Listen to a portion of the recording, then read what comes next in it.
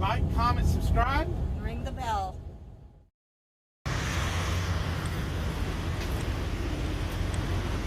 Take the entrance to the left on I-95. All right, we're on. We're live. Not live. We're videoing.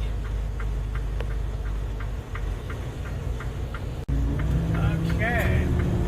We are heading to our 90, which, let me get over here real quick. We were getting sent in the wrong direction. Apparently neither of these GPSs know this is here. Well, Wendy does, but Lisa, she still wants me to go the other way. Yeah, they're She's being stuck fickle. on stupid. Now Yeah. that's why I always say know where you're going, because I caught there was a problem right off the bat and made sure we were all good before we went driving on a wild goose chase. Right. Anyways, more to the point, this video is just this, let's see, we're leaving Georgia to go to Georgia. We've got 300 miles to go. Yeah, it's a 317 mile run from the 01 to the 90. It was originally, the appointment, it picked up today at 12 in the afternoon, and it was supposed to deliver tomorrow at 9:30 at night. So Continue on this road for 8.5 miles. I got to the shipper last night at midnight, and they actually closed at 11, but they were still there. And the guy was like, "Oh, damn, here, if your load's ready, we'll go ahead and load you."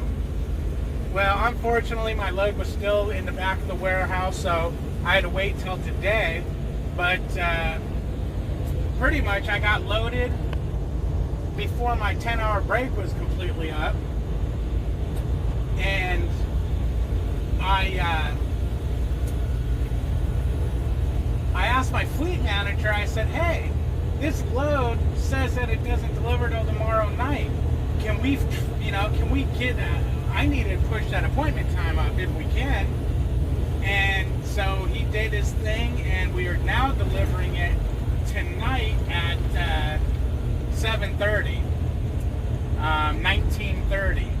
Yeah, so he pulled a rabbit out of the hat for us. And I don't know about all that. I think he's a good fleet manager. We've had him for like a few weeks. Anyways, let me get back to my story here. And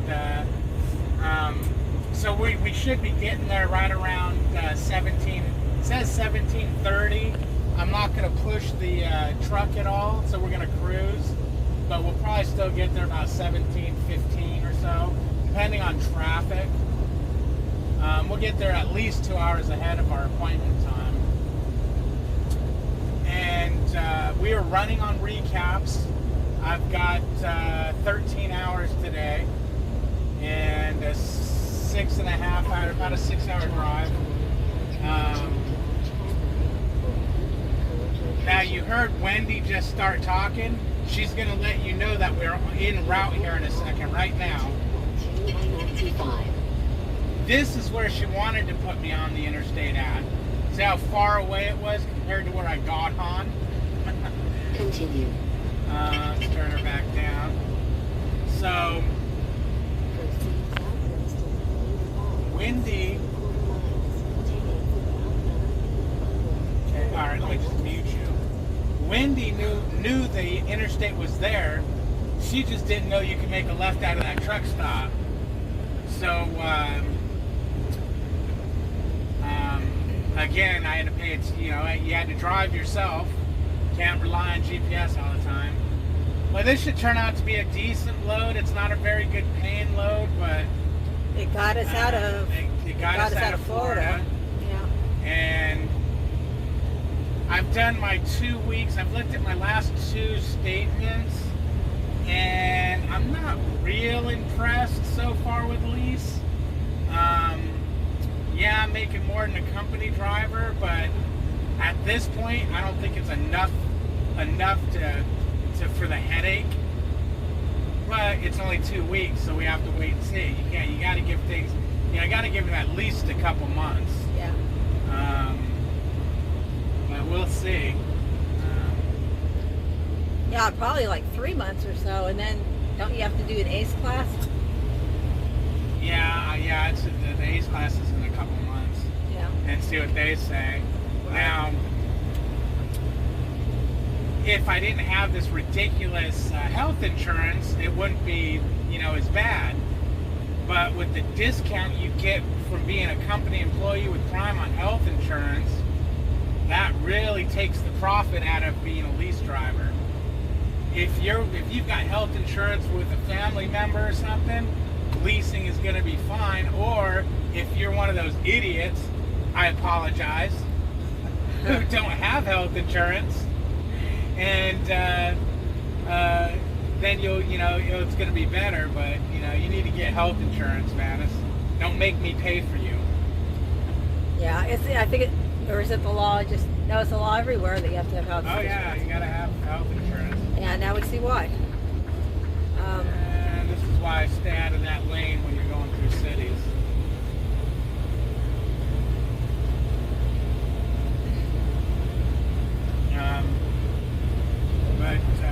Yeah, go ahead, like, comment, subscribe, enjoy this. We'll probably be back a little later.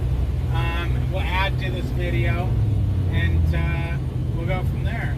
I'm just curious, Melissa, how long is this video? 6 minutes and 11 seconds. Yeah, we'll go ahead and kill it. We'll do another one later. Yeah. When we get more into the scenic route, because like I said, we're still in Georgia where they have swamps. Well, so, I want to do another video. I want to talk to you guys about something I experienced last night. But that's going to be a separate video. Oh, interesting. I'd like to hear this. Okay, so say your goodbyes. See you later. Like, comment, subscribe. And ring that bell. Bye-bye.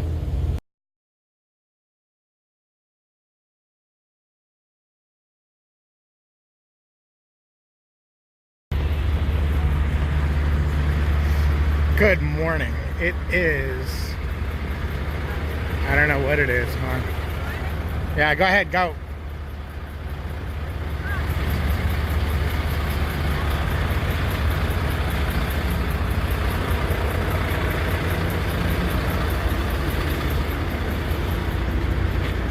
Someone spilled diesel.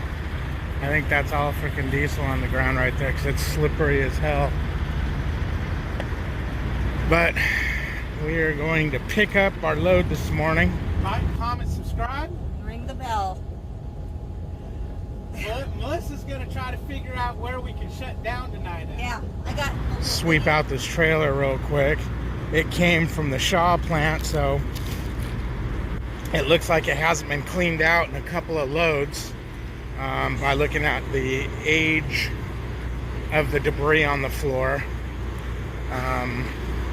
It has no odors, and it's just pieces of broken wood and forklift wheel dust. So I'm going to go ahead and blow it out real quick. There's a prime time. But it looks like we might get some rain today. Let's see what we got. Got me a frosted strawberry donut for breakfast.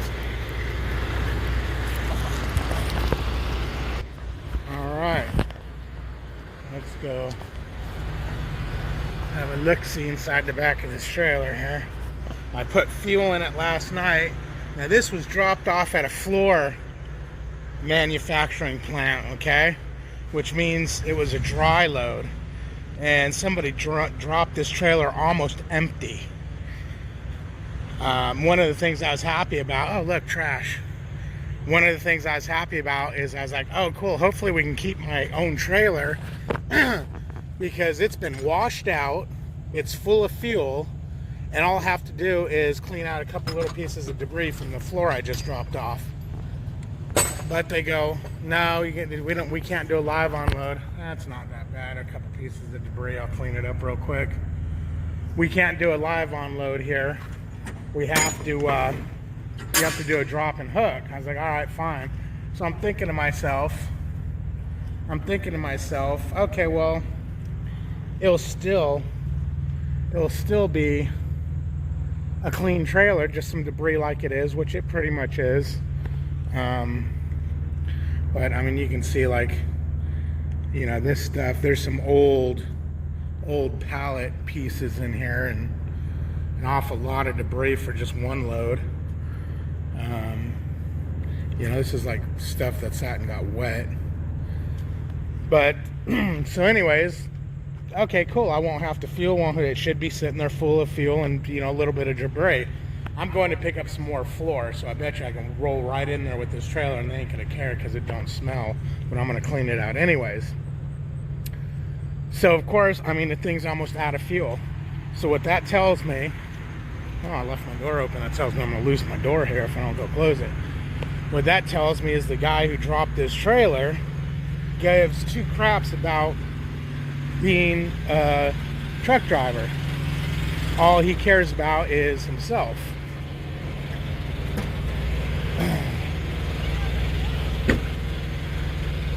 What? Oh, okay. I blew everything forward.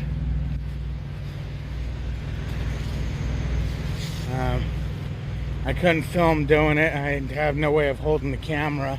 I got to get a little tripod. But I blew everything forward, cleaned all that up, and piled all the debris that needs going to trash right here. And as you can see, it's just pallet debris, but all the nasties are cleaned out.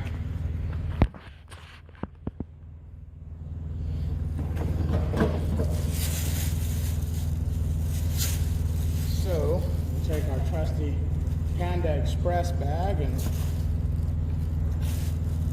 throw all this in there and throw it in the trash can. Now, one thing I noticed, there's no trash cans back here, which is kind of setting themselves up for problems because you get lazy guys who are now going to just throw this on the floor because there's no trash can back here. I'll walk it up front and throw it in the trash, or, you know, I could even throw it on my catwalk, and when I leave, drive it up front and throw it in the trash. But I'll walk it. You know, walking's good for you. But not a big deal. Throwing this in the trash is pretty simple. You know, yeah, it would have been easier just to throw it on the floor back here, but I'm not going to be one who contributes to the freaking mess in these truck stops. I hope it never becomes one day where I just don't care and I start throwing trash everywhere, because that would suck. Oh, look, there is a trash can over here. Make it even easier for me. There just wasn't one near my truck. Because, I mean, look at all that trash down here. And yeah, there's splintered pieces of wood everywhere. I don't know if I want to walk in that. What's dripping out of this farm truck?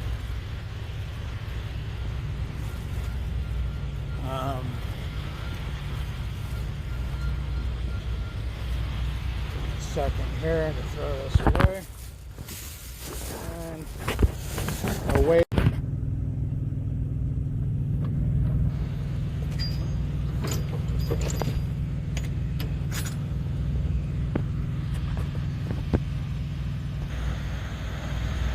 By the way, you know, this trailer was low on fuel, picking it up from a dry load place. And we just got a fleet message saying, guys, you guys got to start respecting one another. Quit dropping these trailers off out of fuel and dirty and whatnot when you're dropping empties. And sure enough, I get a freaking empty trailer. Dirty you can't help because this one was drop loaded, but it should have been full of fuel. Like, comment, subscribe. Ring the bell.